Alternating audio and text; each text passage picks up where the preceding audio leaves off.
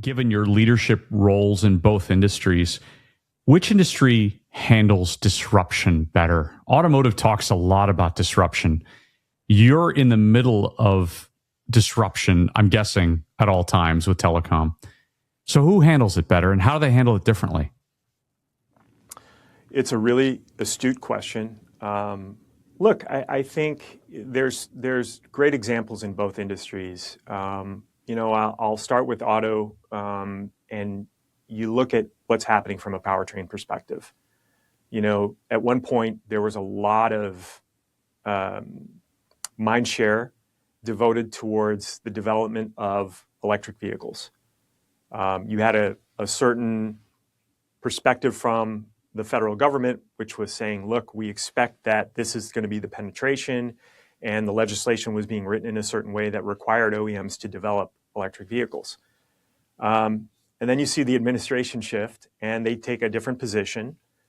But you see consumers are voting with their wallets, and you see a winning technology like hybrid, which has been around since the late 90s, become the sort of the near-term winner. Not to say that electric vehicles won't be commonplace in the future, but if it's 6 or 7 or 8 percentage points of penetration in this industry of 16 million cars, that's kind of the biggest that we're seeing so far. But you see hybrid technology really racing ahead. So that's an example of a disruption, because not everybody had invested in hybrid. So you see the winners right now that are emerging, from that race. I think the pace of disruption in my space today is much more lightning fast. We're constantly seeing disruption happen in terms of the products that we develop, in terms of how we connect with consumers to explain to them what's happening, this notion of one-to-one marketing through the right media channels. These are all disruptions that are happening every day. And, look, I think there's no bigger disruption than artificial intelligence and generative AI. And, embracing that, as we talked about, AT&T, really trying to show through the investments we've made. I'll use fiber as the example. We're in approximately 30 million households and businesses today, a little bit over that. And by 2030, having over 60 million households and businesses passings for fiber. And again, that symmetrical capability, low latency.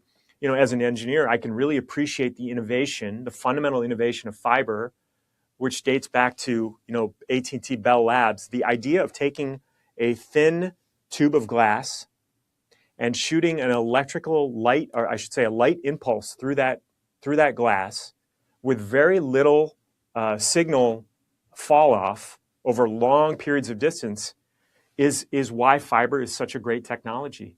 And the fact that can power so much of the analysis and the inquisitiveness that's happening in business and in science, and to be a technological partner with the technology that we have, with the investments that we're making, the capital investments that we're making.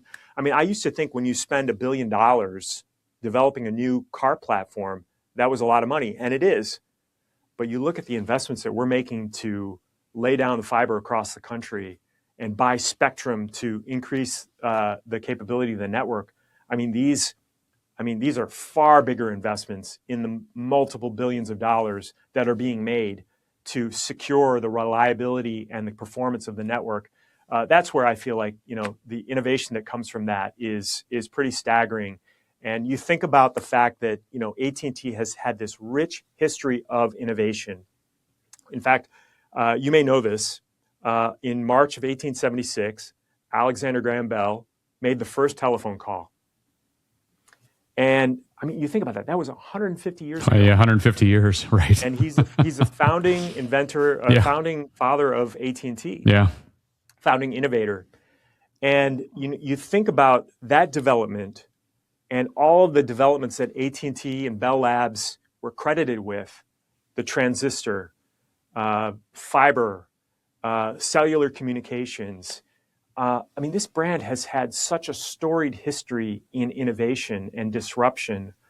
I think that's the beauty of this brand. Predating the car. Predating the car, exactly.